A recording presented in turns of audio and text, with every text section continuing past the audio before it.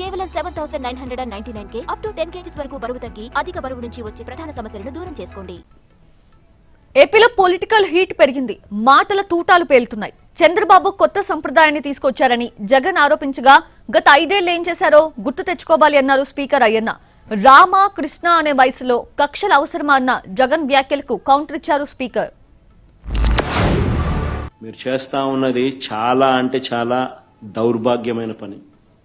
తప్పుడు పునాదులకు మీరు వేస్తా ఉన్నారు, తప్పుడు పునాదులు వేస్తా ఉన్నారు. ఇది రేపొద్దున వృక్షం అవుతుంది. మీరు చేసే ప్రతి పని మీకు చుట్టుకుంటుంది.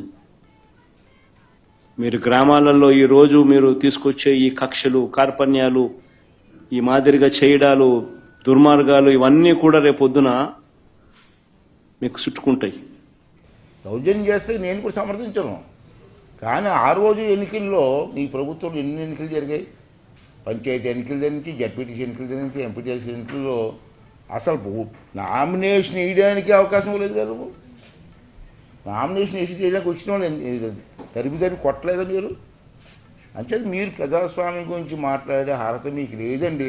ముఖ్యమంత్రిగా ఉన్నావు, నీ జీవితానికి బహుశా ఇది ఆఖరి ఎలక్షన్ కావచ్చు. రామకృష్ణ అని అనుకునే ఈ వయసులో కనీసం ఆ మాటలన్నా అనుకుంటే పుణ్యమన్నా వస్తుంది. ఈ మాదిరిగా చేస్తే నరకానికే పోతావు. ఇప్పటికైనా మార్పు తెచ్చుకో చంద్రబాబు అని హితవు పలుకుతా ఉన్నా.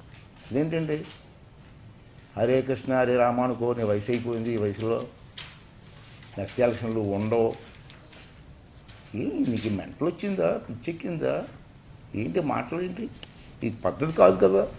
దీన్ని మనం దాన్ని ప్రతి ప్రజాస్వామ్యంలో ప్రజాస్వామ్య విలువలు చేసినటువంటి ప్రతి ఒక్కరూ కూడా ఖండించవలసిన అవసరం ఉంది.